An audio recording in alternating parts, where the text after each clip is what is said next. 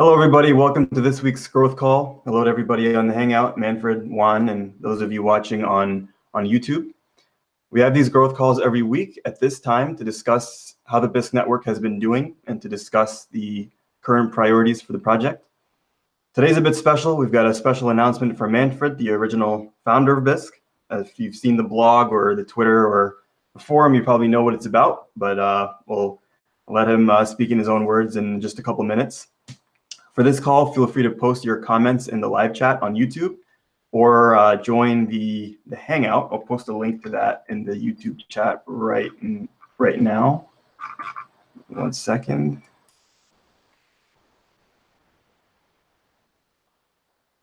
There it is. Yeah. So for today, we have two main items on the agenda. We're going to do a market update to talk about the volume through May so far. And then we'll have Manfred make a statement. The market update is going to be pretty hard to follow up. April was a blockbuster month. We almost set an all-time record for volume in the month of April. So volumes have been a bit lower. Looking at just plain Bitcoin volume, we're on track to about 50% of April's volume, which might not sound that great, but it's actually a good bit higher than March's volume. So relatively, it's still quite nice. The number of trades is also not too bad. We're probably going to hit, probably surpass 75% of April's trade numbers. Specifically, we're at about 878 trades for the month. In the whole month of April, we did just over 2,000. So we're going to, if current trends and current volume persists, we should get pretty close to that number in terms of the number of trades. And as always, Monero is a standout in terms of the just overall volume, but the euro and the US dollar are quite solid too. And just continuing organic growth as they have over the past couple of years. I want to mention an important note. I know a lot of people have been curious and probably a bit frustrated. I've seen on Twitter, Bisq is not very accessible for new traders right now. We realize that and we apologize. I apologize on behalf of the project. It's restrictions that we had to put in place to prevent any further attacks from scammers and fraudsters. We're working on more robust protection mechanisms right now. We've got a lot of ideas, some good ideas, and just working on implementing them. Hopefully in the next 3 to 4 weeks, we can have them ready to go and these restrictions removed. I think it's worth pointing out that this is not a solved problem. It's something that even legacy institutions that have established KYC and AML regulations continually still face fraud and scams, and eliminating that kind of thing on Bisq, where it's a totally decentralized architecture and those sorts of measures don't exist. It's quite a tall order, but we have some good ideas, and we just ask that you guys be patient for now while we hammer out a good solution. Yeah, it's been about a month since the DAO launch. It launched on April 15th, just about a month ago. It was, I think, quite successful. BSQ is being used for trades at a very encouraging pace. And the first voting cycle is just about to end. And this means that Bisq is now in the hands of its stakeholders. And I think that means it's time for Manfred to make a statement. Yeah, thanks, Steve, for the introduction. As some of you might have read already in the blog post or in the forum post, it's a little bit a special moment now. After the DAO, after the successful launch of the DAO, I made the decision to stop working on Bisq. I mean, that was basically always my plan. The DAO was basically my last project, what I wanted to work on after working more than 5.5 years. Way too much time on this project, and I never had the plan to go in retirement with Bisq. So that was basically from the very beginning. I thought, yeah, at some point the other contributors need to take over, because it's basically the idea of this decentralized project that there shouldn't be a founder and there shouldn't be a lead around who is managing the project primarily or whatever. That just wouldn't reflect the core of the idea of a decentralized project. And when you look at Bitcoin, I mean, when Satoshi would be still around, it wouldn't be the same like we have now. I think it's really an important step, and we see it with other cryptocurrencies projects where the founders are still around. It's a problem at the end. Even if they are not doing too much, they're an authority and everybody is listening way too much on them, and it prevents the project to become really decentralized. So I never wanted to make this mistake, so it was really planned from the very beginning and completely clear to me that at some point I will step out. It was always the plan to do it after the DAO, but then, because we had a high priority on the new trade protocol, and we started working a little bit on it, but then the developer couldn't continue to work for health issues, for reasons with his health, he had to stop to work.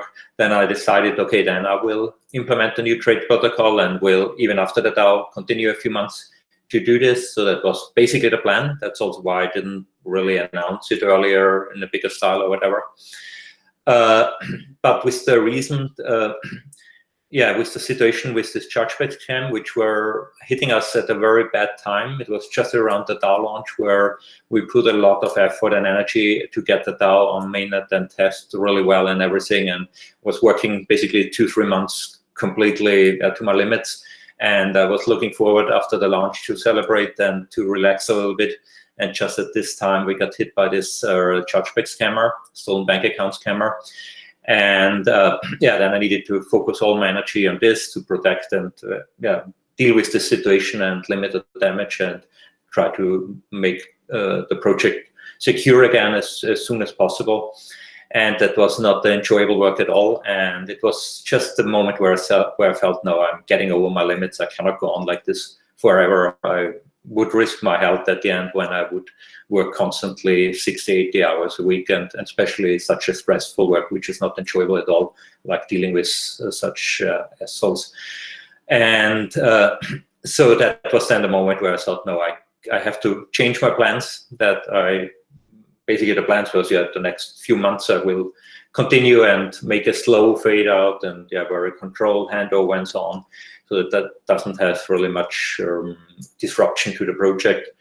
But in this moment I thought, no, I need to take my health and my own life as a priority, and it cannot go on too long like this. Otherwise I would come to a point where I was forced to stop for reasons which are more serious then. So I started then to do the handover and organize everything, that I release my roles to other people. And we are now at the point basically where I released all my roles. With today, basically, I'm not doing any active role anymore. I will be still around for helping or when there are any problems or questions or so, but basically, I'm not actively working or developing on the project anymore. And I really would like to emphasize that this was it's a part of the DAO.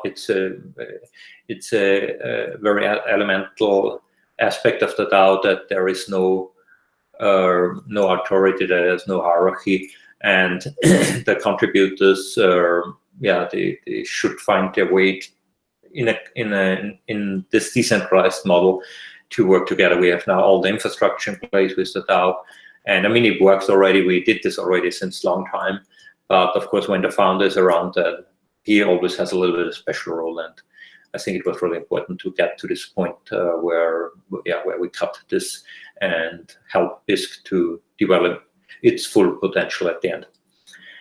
So that's the big announcement. Regarding the scams, maybe I give a little bit of summary also. I mean, we were very fast, very transparent, not initially because we didn't want to give the scammer too much hints that we are hunting him down. But yeah, after a while we published everything. It's more or less 11,000 euro what he managed to steal, basically, or what he managed to cash out in Bitcoin. We got in contact with all the victims, or all those who have traded with him, and tried to limit the damage as good as possible. At the end, it was still a very limited damage. That was not really as big and as terrible as expected initially. We had a few weird other cases where it was not 100% clear. It's still not 100% clear if those are scammers as well. Very likely they are, from their behavior and many metadata where we connect dots together. We also had at least one chargeback scam with Integ on the Canadian market. That's why we blocked then the Canadian market as well. As in this time, we blocked then the German and the Netherlands banks for SEPA, because the scammer used only those bank accounts. And when we were sure that key is out, and basically we released then a new version, and we forced everybody to update to the new version, where new Bitcoin buyers, because the scammer is always the Bitcoin buyer, also he want to get the Bitcoin and then run away with the Bitcoin. That new users who don't have an old account, which was created before the 1st of March, they cannot trade more, or they cannot buy more Bitcoin, like 0.01 Bitcoin, which is roughly 80 euro, I think, or dollar at the moment. We are aware that's, of course, not a nice situation. And as Steve has mentioned, we are working on new protection tools. There are quite a few ideas around, and mainly 2 ideas probably will be implemented in the first stage, which will be safe enough to be able to reopen to new users again the possibility to trade higher amounts as well. But as we have a little bit of resource gap on developers, it cannot be really estimated how long it will take to develop these things. Shouldn't be too long, as when somebody's working full-time on it. Could be done, I think, in a few weeks.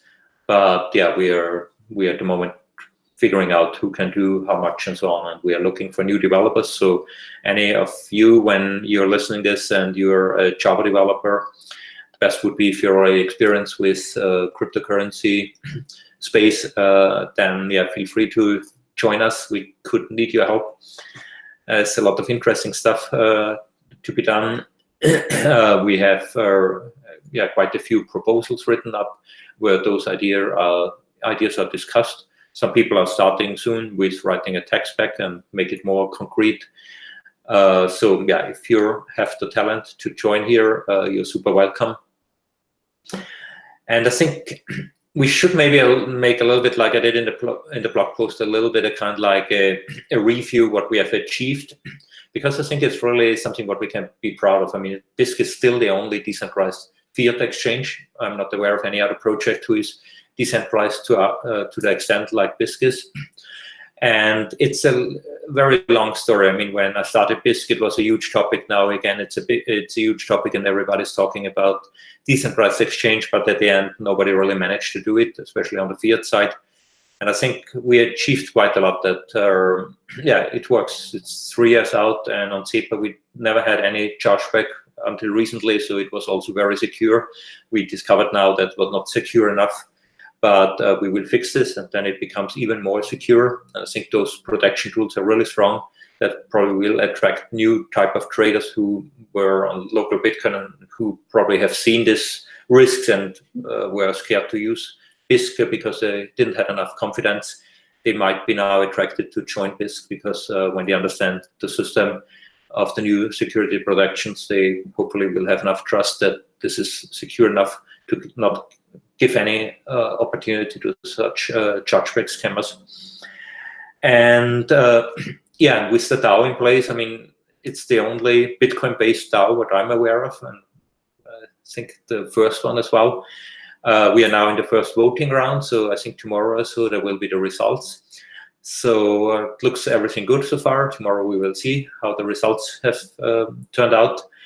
And I mean, the DAO as a social experiment is already in place since more than 1.5 years, basically, and it has succeeded already. People are working together on this model. We have done our compensation requests and our voting in this model since 1.5 years, and it was working. It was just the missing thing that it was really implemented in a decentralized software, and that it was completely open and permissionless, and that it has a token which can be traded, and that the contributors who work on the project have a way to sell the tokens and to earn money, basically, and get paid for their work. So all this is in place now. We have seen a great success of adoption. As in the first 2 weeks, we had already 50% of the traders who used BSQ for paying the trading fees. Many probably just, I think it mixed some probably, especially Monero traders with high trade amounts of 2 Bitcoin. It's a big difference if you pay something like $30, $40 on fee, or if you pay $3 or $2 on fee. With the BSQ, as we offered a huge discount to make to incentivize people to learn about, to do the extra step to buy some BSQ and to learn about the system and to use the BSQ token for paying the trading fee. But I think beside those, I think from our Bisq community, I have the feeling there are many people who really support these efforts and took the extra time to learn about this and to support the Bisq DAO by using it for the trading fee. So I'm super happy and surprised at the end. I didn't thought that adoption will go so fast. And yeah, I mean, it will take a few months until the whole economic model of the DAO will play out. We are at the moment very low with our revenue because of this reduced trading fee, so that has to be re-established back to the target of 0.4% of the trading volume. It's basically our rough consensus target, what we want to have revenue from the trades. And when so many people are now using BSQ token, we are far below this, so that has to be fixed by increasing at the end the fees over a few months. But we want to not rush with this and give people enough time to get used to the new system. And what else? I think as said, these new protection tools might be quite a new benchmark in Bisq, in a way that we can prove that you can build such a system which is very secure to a very high degree. And as Steve mentioned, I mean, those problems with scammers and so are basically everybody who deals with fiat is exposed to these problems because the banking system is unfortunately just insecure. And the main problem, as we've seen, that most of the scams came from Germany because German banks still don't use two-factor authentication, which is completely unexcusable. That huge banks like the Deutsche Bank, one of the biggest banks in the world, and this still have a crappy security, and that's why the bank accounts get so easily stolen, because they don't use two-factor authentication. And yeah, unfortunately, will probably take another 10 years until they fix this. So basically, dealing with fiat is, you are inheriting their security problems, and we have to deal with this. But I think with our new ideas, we are getting a big leap forward on the security, and those scammers shouldn't have any chance anymore. What else on the roadmap? I mean, the first priority for sure will be now to get this security features added to enable us to reopen the market for Bitcoin buyers with a new payment account, that they're not limited anymore to this very low trade amount. And after this, there are some ideas to add a direct communication between the traders. That's a part of the new trade protocol anyway, and I think it makes sense to add this already before in the current trade protocol. It's not very difficult, mainly UI work, and by that we can reduce a lot the cases for arbitration, because most of the arbitration cases the user could resolve themselves. They are usually very cooperative, and so on. At the moment, there's just no way to communicate between the traders. And by enabling the same technology what we're using in the dispute as a secure chat system over our peer-to-peer network, where all the data is encrypted and it's signed, by using this, we would improve usability for the users, because was also requested many times from users that they want to have this ability to communicate with the other trader. There will be clear rules to avoid social engineering scams. So when anybody would engage in some scams or whatever, it's very easy to prove. It's everything signed, so you cannot deny what he has written, and the other trader can provide this to the arbitrator, and the arbitrator will take action then. So basically, there is very low risk that this could go in the wrong direction, and it shouldn't be really hard. A lot of effort. It's said it's mainly UI work. All the technology is in place and used in the arbitration system already. It just needs to be basically taken out from there and be made available also in the trade protocol itself. Another long-term project, what we basically wanted to get out after the DAO is the API. Because of a little bit of a bottleneck on the development side, it might take a little bit longer again as expected, but we hope to get this out as soon as possible as well. It's very far, the development side. It just needs basically their final review, final testing, final integration. And hopefully in the next 1 or 2 months, we can get the API out as well. That should help to boost trading, especially on the altcoin market.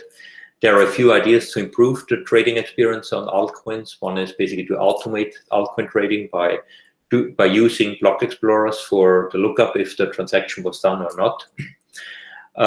Another idea is to include the transaction proof in Monero. Monero is our main currency anyway, so we would like to add some extra features there to give those users a better experience, and especially faster trade execution. The faster the trade is for these professional traders, they're very sensitive when it takes too long.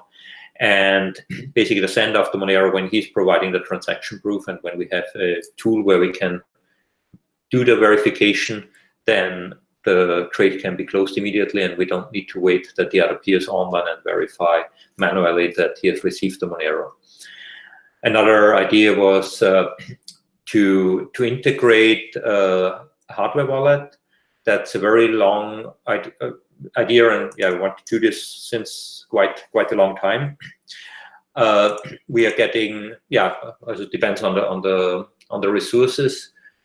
It's on our midterm roadmap as well, and I think it would be very important for improving security, because the money which is locked away in the hardware wallet is much more safe, like the money what you would held in the Bisq application. What else? Let me quickly look in the list. The SegWit support, we are very close. Oscar Ginsberg has already done basically the work for the update to the latest Bitcoin JMaster, which comes with SegWit support. That will still not enable to use SegWit addresses in Bisq and so on, because that will require more work to deal with all this, to support the legacy address and the SegWit address, and that the wallet can manage with both. So that will require more work. But the first step to be up to date with the latest Bitcoin J branch is basically done. Only requires review and merging them. What else? There, beside the new trade protocol, which basically adds the direct chat between the traders and a mediation system, and make arbitration optional. There are some other ideas to get a complete off-chain trade protocol, because we believe that at some point transaction fees, like at the moment, will become very expensive. At the moment, they're spiking, but they're still affordable. But when transaction fee become $20 or $30, like it has been already 2 years ago or so, then the current on-chain trade protocol will become just very expensive from the miner fee. To have an off-chain trade protocol where the trade itself is not depending on the Bitcoin blockchain anymore, that would resolve all these issues, and it would be basically based on a kind of a security deposit. There are two ideas. One is to use BSQ bonds, where the users are locking in a certain amount of BSQ, which covers the maximum trade amount. And with that, they're providing the security. When they would cheat in the trade, then there would be any mediator or arbitrator or judge who will make a decision who was cheating in the trade and not fulfilling the trade contract, and the BSQ stakeholders can vote to confiscate this BSQ bond. So it's basically a separation of the judge and of the executive. At the moment, the arbitrator is doing both. The arbitrator make the decision if one has cheated or not, and then doing the payout. And there would be a mediator or judge, or however you call it, who make the decision and make a clear statement. Yeah, okay, that trader has violated the trade protocol, and then the BSQ stakeholders are the executive, who could collectively, by voting, decide that one of those traders get confiscated their BSQ bond. And to enable the BSQ bond to be reused for several trades, we have some ideas to use our peer-to-peer system to track the amount of trades which are open. So when a user has set up 10,000 BSQ, which would maybe reflect $10,000, and he has two trades, one with $2,000 and one with $5,000, he has used up $7,000 from his bond. He could still do another trade with $3,000, but not another trade with $4,000. So, and when he has closed one trade with, let's say the one trade with $2,000, he has this $2,000 freed up again and can do more trading again. So that's the basic. There's a proposal where where it's more specified already. It's still a little bit a rough idea. It's not 100% worked out in the detail, but we believe it can work. Building a cryptographic system to track in a privacy protecting way the trade amounts, what people are using basically from their bonds, and to check it, how much bond is still available, and by that achieving the security. A similar idea, instead of using BSQ bond, we could do it with a security deposit. It's also a very rough idea, which would need more time to develop in detail. But anybody who is interested to help us to go further with our trade protocols is very welcome to work on this. Both I considered a little bit more for the long term, because with BSQ, I think it will take a little bit longer time until BSQ is more stable from volatility point of view and has more trust, basically, that users are willing to lock up BSQ for a longer time. And maybe it need to be done in parallel anyway, because not all users are willing to lock up high amounts when they want to buy Bitcoin for the amount of $1,000. They don't want to lock up 1,000 BSQ, basically. So especially for newbies who want to get into Bitcoin, it will be a little bit too restrictive. So probably we need to find some way to combine different approaches anyway. But I think it's a very interesting approach, which is much more scalable, like the current system, especially in context of a mining fee, but also in the context of privacy, because with on-chain, you always inherit the privacy problems of Bitcoin, that you can connect the transaction and you're losing, depending how careful you are with your handling of your transactions and your wallet.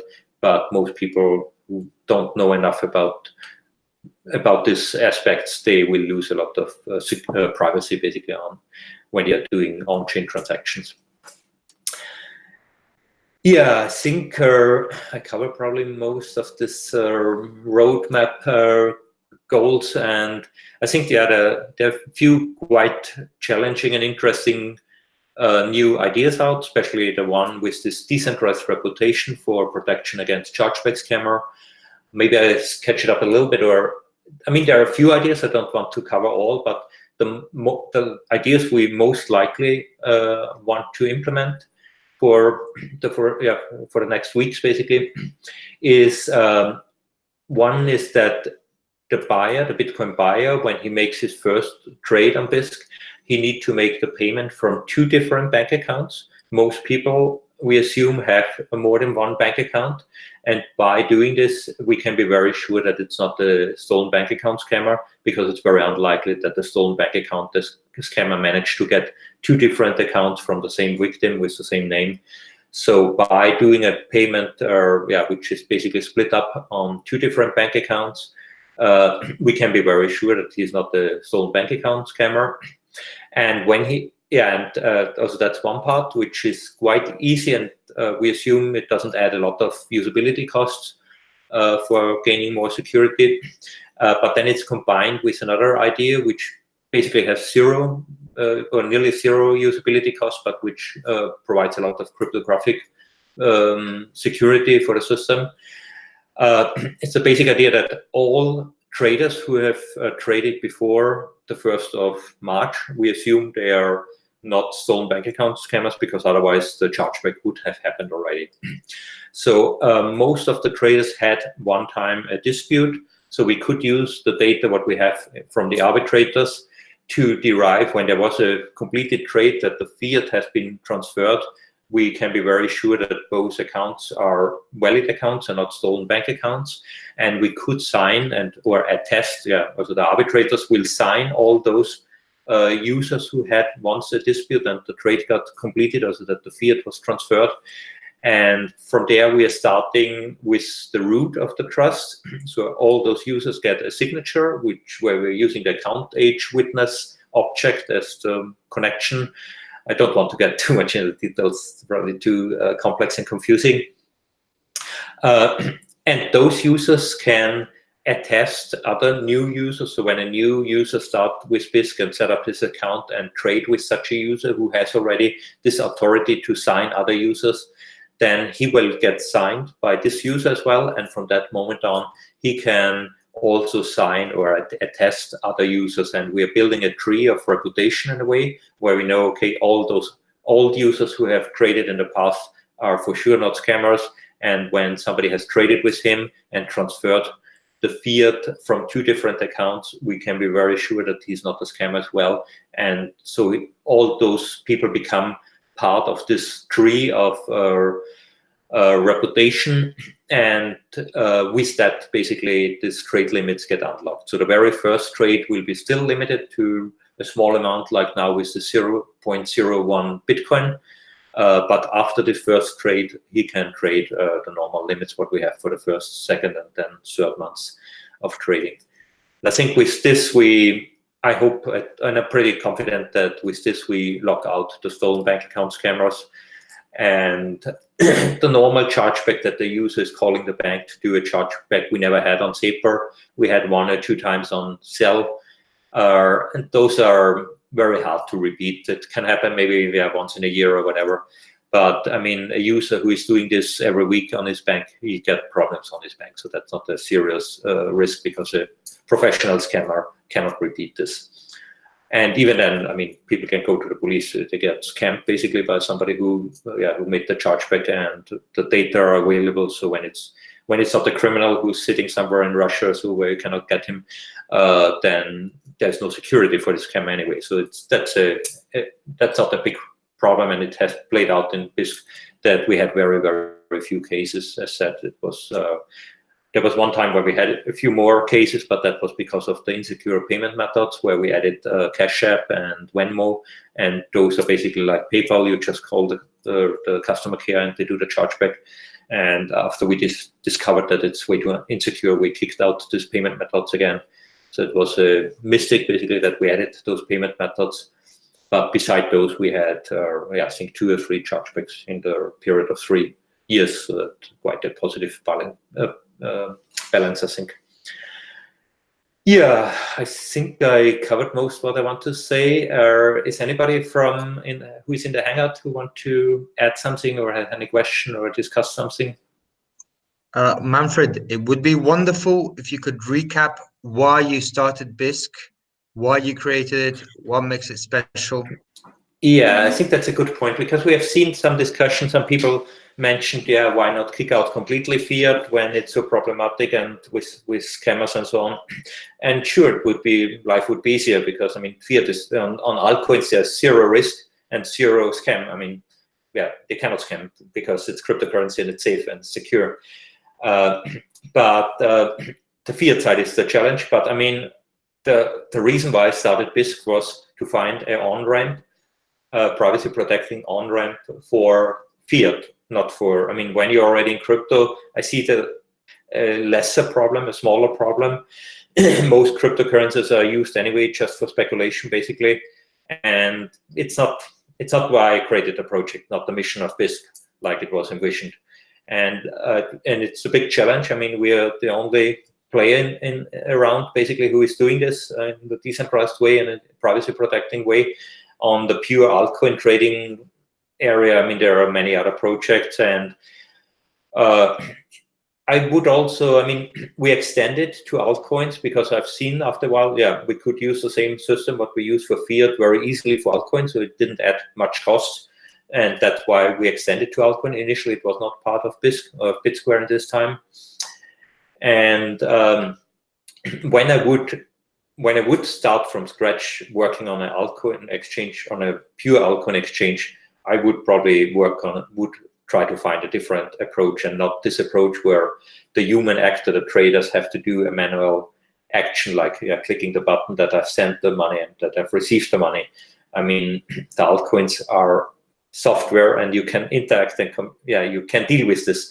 The banks are living in the past and never entered basically IT world, and that's the reason why we need the humans who are clicking the buttons, because the banks don't provide an API where you can do this automatically. And I think it's just, I mean, in the worst case, when it turns out we cannot make Bisq secure and whatever reason, we couldn't solve this problem, I think then we have to be honest and have to say, okay, Bisq has failed with its initial mission, that it's an on-ramp for fiat, and we can recycle what we have to be a pure altcoin exchange. I think we should rename them to something else, because I think it's not Bisq anymore. I think the kind of like constitution of Bisq is written down in many, many documents. In the very few important elements, we never wanted to make it too broad, but the important thing, it's an on-ramp for fiat, and it's privacy protecting, and it's decentralized. When this is broken, when we are not decentralized anymore, when we are not privacy protecting anymore, or when we are not doing fiat anymore, in my opinion, it's not Bisq anymore. Can be still a cool project and no problem, but in my opinion, it would have failed at that what Bisq has started as. But I mean, that's my opinion. Bisq is now in the hand of the stakeholders. When everybody else has another opinion, it will go its way. But as far as I've seen, most of the core contributors are sharing this view, and most of the people are even very strong with that and would say, I would not work on Bisq when it would not have the fiat on-ramp, because that's really the core of the problem. Yeah. I think just to speak to what Manfred was saying before about all the initiatives that are underway, that you can see the work never ends. There's a lot to do. I think if Manfred waited for just the right moment, it may never have come. But there's no question that Bisq, I think, is something exceptional. And I think this is really a sign of the project reaching an admirable stage of maturity to even make this possible in the first place. So I think it's yeah. And I think I would like to emphasize one aspect again. I mean, Bisq as an exchange have achieved with cryptographic protocols and using cryptography, using game theory, using certain elements together to solve a problem. We are now extending this with these ideas for the protection tools to go even further and make it more secure and more more security. And I think those are very innovative new ideas as well, especially this decentralized reputation system. And the DAO has added another, even much more complex, a bigger area where it's a new cryptographic system which enables that people can work together, can earn money, can manage the project together without the classical structures of a company or a startup or whatever. And the new trade protocols come with, especially the off-chain trade protocols, come with very interesting new ideas how you could manage, how you separate the trade process from the security, and how you can manage to cover the security, to track the security with using the peer-to-peer network, with using cryptographic elements to ensure security for this system. And I think it's already quite a lot, quite a collection, and I think that's basically the theme there. What the red thread through the whole project. we're building new systems which didn't exist in this form before, and there are many more to come. And we are seeing like this idea with the decentralized reputation system is very new. Nobody thought of this before, and it's actually not very difficult even to implement. And there might be much more to do in future. And I think that's really a very interesting direction how we should see it. We are not building whatever application with traditional doing the normal stuff, UI and accounts and whatever, like any IT project is doing. I think it's really the core is that we're creating new cryptographic, we're using cryptography and peer-to-peer network and combining many different things to get in the right balance to solve problems which have not been solved in that way before. And I think there's much more to come. So any developer, anybody who is experienced with this or interested to get into this, I think it's quite a challenging and interesting project, where there are not too many. I'm not following so much of the other projects because I don't have the time, so maybe I shouldn't say this. But I think it's like we can say that it's a unique project in a way, and in the Bitcoin world, and in that what we are doing as a DAO, as a peer-to-peer exchange. And there was another idea actually, which I didn't mention yet, that's a contract, or doesn't need to be contract for difference, but contract for difference. It's one of the speculative tools where many people are not, the speculative traders who are not really interested to hold the fiat or the Bitcoin. For them, I think we can build tools which are more comfortable to use, which are much easier to handle because they're not touching fiat. Basically, you're just betting on the price. You're betting on the Bitcoin price, and whoever wins the bet is receiving the money. So it's pure crypto space and can be done completely trustless way and completely inside of the crypto world. So you don't inherit all these painful problems from the fiat world. And some of our users will be satisfied by this because will speed up trade a lot. It makes it more secure, less risky at the end because there are less elements included which could break, like in the normal trade protocol when a message doesn't arrive or whatever. There's more risk inherently included, like when you have a more simple protocol where it's just one transaction basically, and things get settled there. And and I think that could be also very interesting on the revenue side, because it attracts different type of users, what we probably don't have at the moment, because pure speculators, they want bigger volumes, they want faster execution and so on, they want better usability. I mean, this decentralized approach of the current trade protocol comes with some drawbacks from usability and delays and so on. We cannot go over this basically at the current state at least. But with implementing something like a decentralized contract for difference system, which is using, again, either BSQ or another security deposit in Bitcoin as the security part, can be done, I think, quite efficiently and convenient, so that the traders have a similar user experience like a normal trading platform.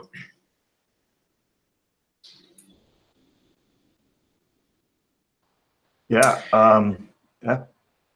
You want to say something else? No, I just want to ask if anybody else want to discuss anything or have any questions or whatever. I'm sure everyone's going to want to thank you a lot, Manfred. So thank you for helping create this project. Thank you so much for getting it so far. I think it's amazing. I mean, it bears saying that there's been how many trades? 13,000 trades, 15,000 trades. We're past 25,000. 25,000 in total. We're past that. Yeah, past 25,000, and we've only had 3 or 4 scams. So I don't think any centralized exchange can boast that. And it's not thanks to Bisq having the best security features. It's mostly thanks to the Bisq community being a bunch of nice people. Yeah, I would like to emphasize this. I mean, those asshole scammers like we had is really the super rare case. And I know it when I've been arbitrated, it was very, very rarely that people are unfriendly or assholes. the huge majority, and we have just recently had a case where one of the arbitrators made a mistake with the payout and was paying out to the wrong person, and both the person who has lost the money and the arbitrator didn't discover it, but the guy who received the Bitcoin and the fiat, he come on the forum and said himself, hey, I got even the Bitcoin, even if I got the fiat, so help me to send back the Bitcoin. So they are super honest, and that's not the first time. We had quite a few cases where, yeah, because of whatever mistakes or user mistakes, that the user were paying 2 times the fiat or the Monero for whatever, yeah, stupid mistake, and the other guy was honest and was sending back. So the huge majority of the Bisq traders are just incredible and super supportive. And we have seen it now with the scams. I was expecting, especially on Reddit, which is very toxic by default, that people will complain and we get a huge reputation damage by this, and none. I have not seen any single comment on Reddit where people were complaining, even not talking about it. I was very honest and very transparent with everything what happened, as far as we could do, because I said we didn't want to give the scammer too much hints as well. But yeah, this community is quite strong, and we're quite a great community. So thanks to everybody who is using Bisq and who is helping us to bring the project forward, even as in hard times like we had in when the scammer was hitting us. And another comment to this with security from centralized exchange, of course, you only hear when they cannot cover it anymore, because all the small stuff there you never hear when they can swallow it or whatever. I mean, probably they have daily scams from chargeback scammers. They're for sure using the centralized exchanges as far as they can. And I don't know, yeah, probably they just take it from their revenue that they pay a part of this or whatever.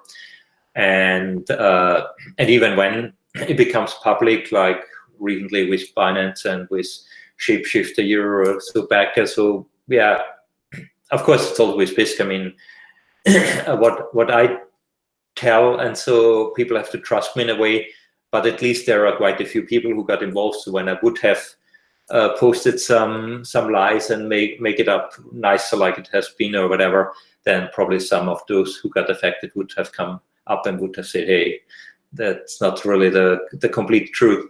And with centralized exchanges, yeah, you have to believe them what they tell you, and of course they will tell it in a way that it doesn't create too much PR damage.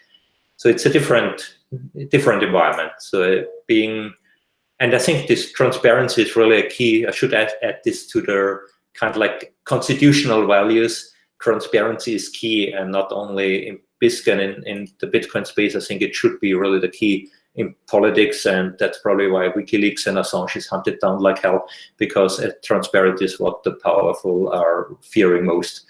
And it's one of the key elements for an open and free society, I think. Yeah, I think that's it's actually an aspect of Bisq I think that I appreciate the most as a contributor. The transparency and the non-hierarchical aspect, the lack of politics, which is just a natural result of that kind of a work environment. So there's that, and then there's the hard problems that Manfred mentioned.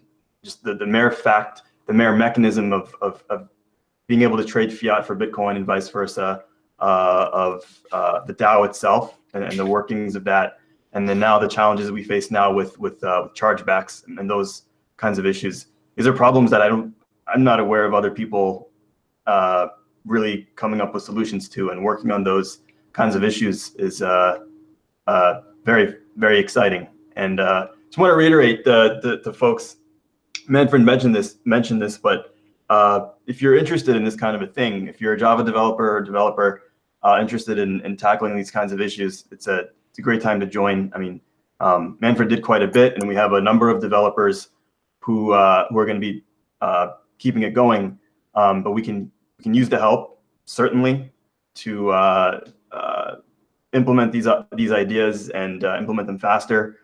And if you're not a developer, we can still use your help. If you're in marketing, if you're a writer, if you're a designer, these are all things that Bisq could really use help with. And it's just I think a great project to be a part of. So get in touch with us on Slack. on the forum, on Twitter, however you're comfortable, and you know, you might be surprised at what you can do, for the project. One second, I was muted. It might be also that we put out a few interesting bounties for some of those projects. Depends a little bit if the current developers can carry it and can handle it. I mean, basically, we are preferring developers who are sticking long term with the project, because the onboarding process to learn the whole system is quite time consuming. And classical bounties where you just make a small project and then leave again is not very efficient. But it's kind of like to attracting new developers, we might make a few bigger bounties so when the tech spec are clearly defined. And so it might be also a good opportunity for earning some good money with implementing something interesting to Bisq. And of course, if you don't want to take the bounty, or if we don't do the bounty, any contributor will earn money by filing a compensation request. The DAO is out, the market is open, and every work compensated. And our policy with compensation is basically we want to pay market salaries, so it's not the low salary, depending on the country from where you are, but the average salaries in Europe or in America are for sure covered by that, what developers are usually earning in Bisq.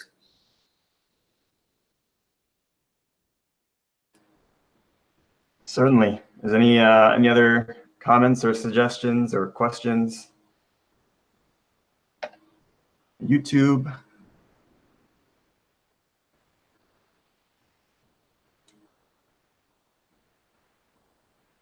All right. I guess that's it. I mean, I can say from my end, Felix kind of mentioned the